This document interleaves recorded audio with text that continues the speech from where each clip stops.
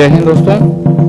ये जनपद उन्नाव है और ये उन्नाव का एक इंटीरियर क्षेत्र है और वहाँ पर आप लोगों को जो पुराने जो धरोहर होते हैं, जो पुराने मंदिर होते हैं, पुरातन से पुरातन उनकी आप पहले देख लीजिए आप लोग। ये मंदिर ये शाक्त जो संप्रदाय होता है, जो शक्तिपीठ होती हैं, उनमें से मंदिर है ये। और ये बारादरी बोलते हैं। ये लगभग 250-300 वर्ष पुराना ये पुरानी बारादरी का निर्माण जो नवाबों के क्षेत्र में जो उपाधियाँ अंग्रेजों ने दी थी, उनके राजे रजवाड़े जो छोटे मोटे थे, जो जिम्मेदार थे, उन्होंने। और ये मंदिर है सबसे पुराना या पुरातन मंदिरों में से एक है। और ये देख लेते हैं, ये सबसे उन पुराने मंदिरों में से एक है जो शक्तिपीठ के। ये देखिए, ये जो मूर्ति है, ये भारत की प्राचीन स्थापत्य कला और शिल्प कला का अद्भुत नमूना है, उदाहरण है। ये देख सकते हैं, ये माता जी का ये मूर्ति है। तो ये शक्तिपीठ, और ये बहुत ही पुरानी मूर्तियां हैं, बहुत ही पुरानी, अति प्राचीन कह सकते हैं, बहुत ही पुरानी मूर्तियां हैं। ये देखिए, बहुत ही प्राचीन। ये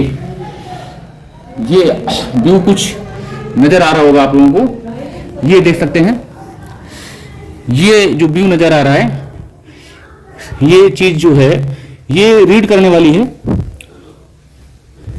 ये देख सकते हैं, ये आपके अपने क्षेत्र में भी बहुत सारी मूर्तियां, बहुत सारे पुराने मठ और मंदिर इस तरह से होंगे।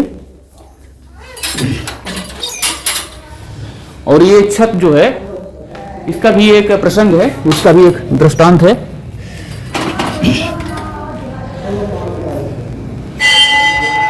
और ये बारादरी, ये लगभग 250 से 300 वर्ष पुरानी बारादरी, जिनका कि निर्माण जो नवाबों के बाद अंग्रेजों ने जो उपाधियां दी, जो राय की उपाधि दी, जो जिम्मेदार थे, वो ऐसे बारादरी का निर्माण कराते थे। और ये रहा मंदिरों के बारे में आप सभी लोग जानते हैं। उत्तर पुरा पाषाण काल से पूर्व की यदि बात करते हैं, पुरा पाषाण काल के बाद की भी बात करते हैं, यानी कि उत्तर पाषाण काल, उत्तर पुरा पाषाण काल, उस समय से मंदिरों का और मठों का ये प्रादुर्भाव हुआ। और ये जो शक्तिपीठ का मंदिर है, ये शाक्त समुदाय से आता है। शाक्त संप्रदाय के लोगों का जो अनुयायी थे, जो मतावलंबी थे, वो इस तरह के मंदिरों का निर्माण कराते थे। और इस तरह के मंदिरों का अभ्युदय, या यूं कहें कि इनका जो पुनर्निर्माण है, वो गुप्त काल से आता है।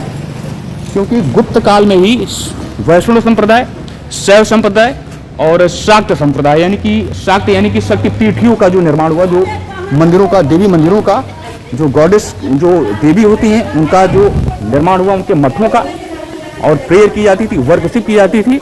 तो ये गुप्त काल से 320 ईस्वी से ही इसका प्रारंभ माना जाता है।